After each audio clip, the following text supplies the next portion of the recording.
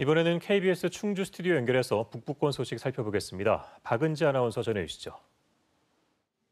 네, 충주입니다. 지난 여름 충주에서 카카오 택시에 가입한 기사들이 개인 택시 조합에서 제명당했다는 소식 전해드렸는데요. 법원이 이 같은 규제는 소비자의 이익까지 훼손하는 것이라면서 제동을 걸었습니다. 송근섭 기자가 취재했습니다. 20년 넘게 택시기사로 일하며 개인 택시조합 충주시 지부에서 임원까지 지냈던 A씨. 지난 9월 카카오 택시에 가입했다는 이유로 하루아침에 조합에서 제명당했습니다.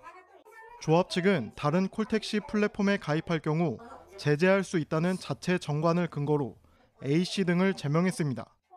카카오를 달면서 쟤네는 나쁜 놈이야. 우리하고는 적이야.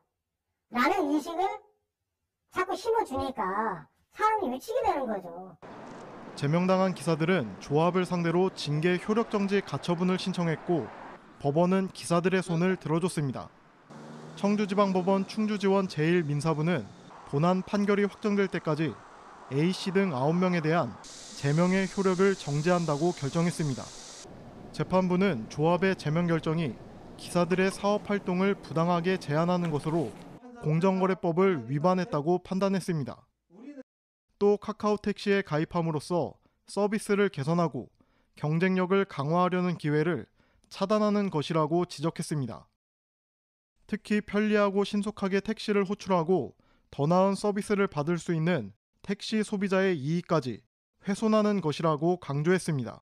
이에 대해 조합 측은 법적으로 다퉈볼 여지가 남았다면서 후속 대응을 검토하겠다고 밝혔습니다. 아직 본안 소송이 남은 데다 카카오 택시가 과도한 수수료를 받는다는 이른바 갑질 논란도 계속되는 상황. 토종 택시업계와 대기업 플랫폼이 공존하기까지는 갈 길이 멀어 보입니다. KBS 뉴스 송근섭입니다. 조기령 충주시장과 김창규 제천시장이 내년도 정부 예산 확보와 현안 사업 해결을 위해 오늘 국회를 찾았습니다. 이들은 각각 예산결산특별위원회 위원들과 지역구 의원 등을 만나 정부 예산안에서 빠진 주요 사업이 국회 심사 과정에서 반영될 수 있도록 적극적인 지원을 요청했는데요. 특히 충주는 온천도시 특화 사업, 제천은 내륙형 해양수산 교육센터 건립 등을 핵심 사업으로 건의했습니다. 문화체육관광부와 한국관광공사가 올해 처음 시행하는 공공우수 야영장에 충주시 목계솔밭 캠핑장이 선정됐습니다. 목계솔밭 캠핑장은 캠핑카 오폐수 처리를 위한 덤프 스테이션을 갖추고 있는 등 주변 자연환경과 조화를 이룬 시설이 좋은 평가를 받았는데요.